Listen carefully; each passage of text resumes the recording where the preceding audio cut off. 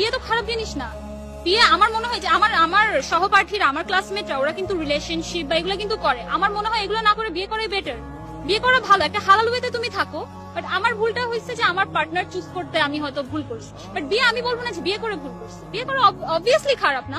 বিয়ে করলে ক্যারিয়ার নষ্ট হয়ে যায়? No, never. বিয়ে করে নো, বিয়ে করে একসাথে পাবলিক ভার্সিটিতে চান্স পাচ্ছে, একই সাথে হাজবেন্ড ওয়াইফ বিসিএস ক্যাডার হচ্ছে, একই সাথে দেশের বাইরে তারা সেটেল হয়ে যাচ্ছে। নো, এটা একটা টাইমে মানুষ চিন্তা করতো যে গ্রামের মেয়েরা হয়তো আর্লি বিয়ে করে ফেলে। বাট নো, এটা ঠিক না। আমরা যদি রিলিজিয়াস দিক থেকে দেখি, ইসলামিক দিক থেকে দেখি, তাহলে কিন্তু আমাদের আর্লি বিয়ে করে ফেলা উচিত। আর্লি বিয়ে করে ফেলা উচিত যাতে আমরা হারাম রিলেশনশিপ থেকে দূরে থাকতে পারি। বাট আমরা এটা করি না। আমাদের সমাজে আমরা এরকম প্রচলিত আমরাই করে ফেলছি যে আমরা রিলেশনশিপে থাকি, পড়াশোনা করি, পরে যে বিয়ে করবো। বাট তুমি যে রিলেশনশিপে থাকতেছো এটাও কিন্তু তোমার পড়াশোনার ক্ষতি হচ্ছে। বাট বিয়ে করলে এই ক্ষতিটা, আর আল্লাহর একটা রহমত আসে কিন্তু বিয়ে করলে। এটা কেউ মানুক আর না মানুক, ইটস ট্রু।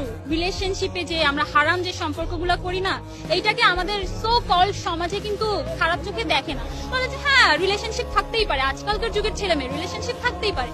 বাট একটা মেয়ের যদি বিয়ে হয়ে ডিভোর্স হয়ে যায়, দেন তাকে একটা ট্যাগ লাগিয়ে দেওয়া হয় যে সে ডিভোর্স। বাট সে কিন্তু হারাম রিলেশনশিপে ছিল না, তাকে ট্যাগ লাগিয়ে দেওয়া হয়। বাট যারা রিলেশনশিপে থাকে তাদেরকে কোনো ট্যাগ দেওয়া হয় না। বাট তারা কিন্তু হারাম রিলেশনশিপে। বাট যে বিয়ে করছে সে কিন্তু হারাম কোনো কাজ করেনি।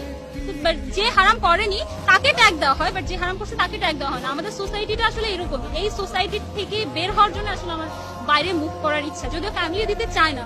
মানে আমি আসলে নিজের দায়িত্ব নিজে সেভাবে নিতে পারি না তো এখনো।